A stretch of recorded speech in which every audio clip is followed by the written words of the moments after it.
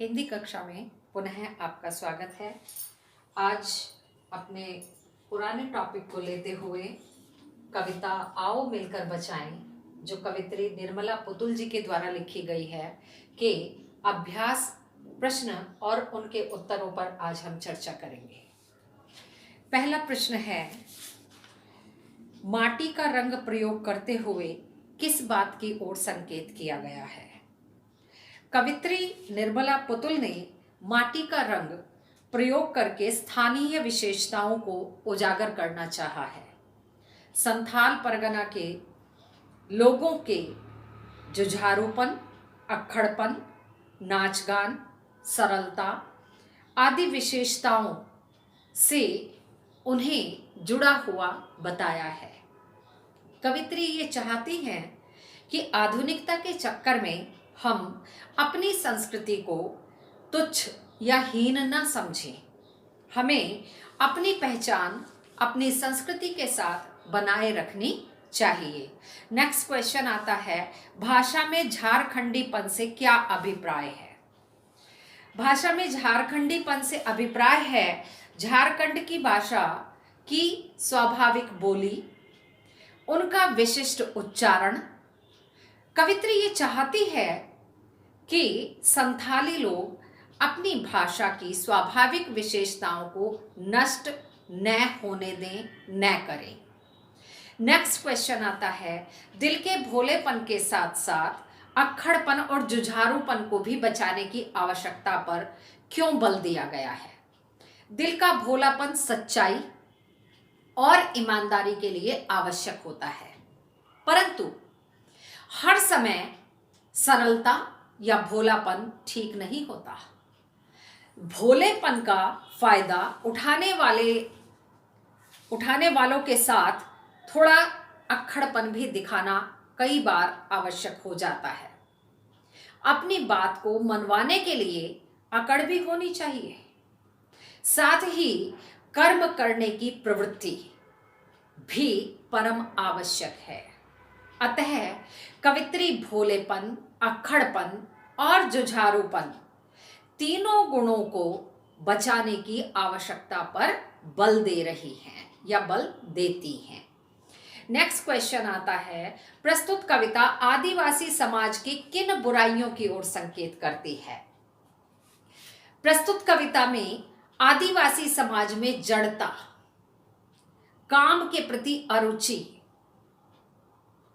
बाहरी संस्कृति का अंधा अनुकरण, शराबखोरी, अकर्मण्यता, अशिक्षा तथा अपनी भाषा से अलगाव, परंपराओं को पूर्णतः गलत समझना आदि बुराइयां आ गई हैं। आदिवासी समाज अपने स्वाभाविक जीवन को भूलता जा रहा है। क्वेश्चन नंबर 5, इस दौर में भी बचाने को बहुत कुछ है से क्या तात्पर्य है? कवित्री ये स्पष्ट करना चाहती हैं कि आज के विकास के कारण भले ही मानवीय मूल्य उपेक्षित होते जा रहे हैं या हो गए हों, प्राकृतिक संपदा नष्ट हो रही है, परंतु फिर भी बहुत कुछ ऐसा है जिसे हम अपने प्रयासों से बचा सकते हैं। लोगों का विश्वास, उनकी टूटती आशाएं, उन्हें जीवित रखना, सपनों को पूरा करना आदि ऐसे तत्व हैं जिन्हें सामूहिक प्रयासों से आज भी बचाया जा सकता है। निम्नलिखित काव्य पंक्तियों को उद्घाटित कीजिए।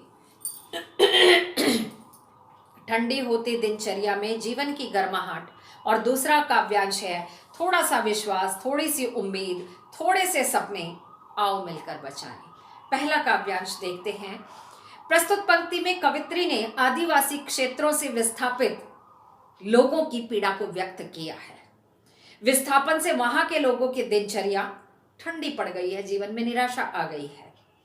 हम अपने प्रयासों से उनके जीवन में उत्साह भर सकते हैं, जगा सकते हैं।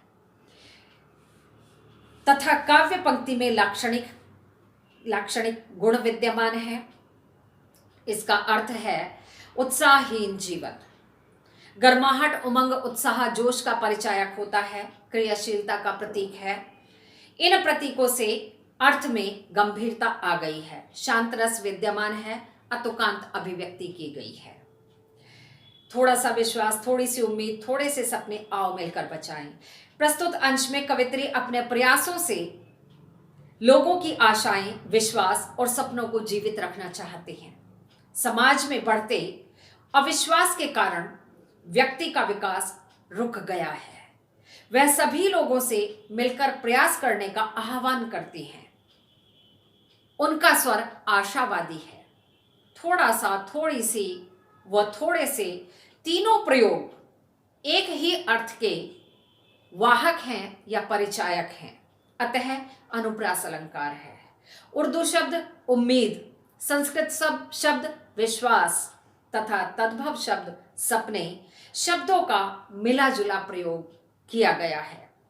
तुक, छंद और संगीत विहीन होते हुए भी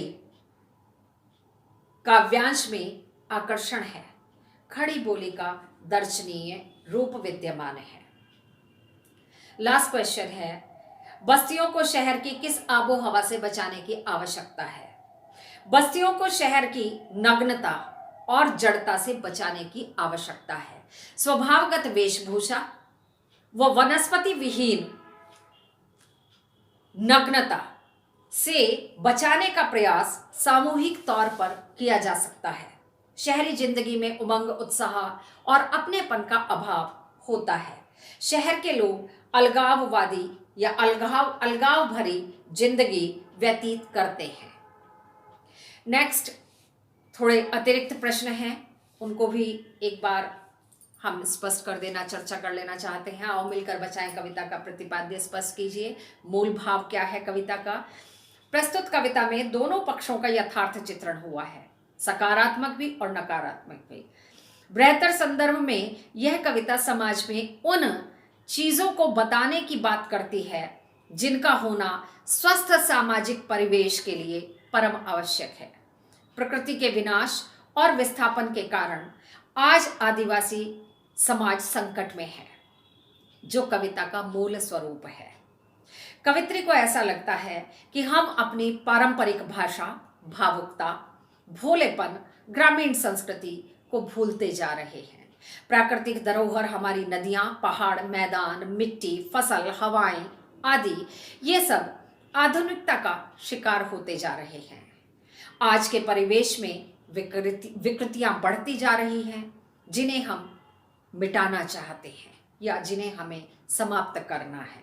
हमें प्राचीन संस्कारों और प्राकृतिक उपादानों को बचाना है। वे ये भी कहती हैं कि निराश होने की बात नहीं है, क्योंकि अभी भी बचाने के लिए हमारे पास बहुत कुछ बचा है। एक्स्ट्रा प्रश्न में, अतिरिक्त प्रश्न में दूसरा प्रश्न आता है, लेखिका के प्राकृतिक परिवेश में कौन से सुखद अनुभव हैं? जंगल की ताजी हवा, नदियों का निर्मल जल, पहाड़ों की शांति, गीतों की मधुर धुन, मिट्टी की स्वाभाविक सुगंध तथा लहलहाती फसलें। और अंतिम क्वेश्चन है, बस्ती को बचाएं डूबने से का आशय स्पष्ट कीजिए। बस्ती को बचाएं डूबने से पंक्ति का अर्थ है पारंपरिक रीति रिवाजों का लुप्त हो जाना और मौलिकता खोकर विस्थापन की ओर बढ़ना। यह एक चिंतनीय विषय है, चिंता का विषय है। आदिवासियों की संस्कृति का लुप्त होना बस्ती के डूबने के समान है, धरोहर समाप्त होने के समान है। आज के अंक में यहीं तक, शेष अगले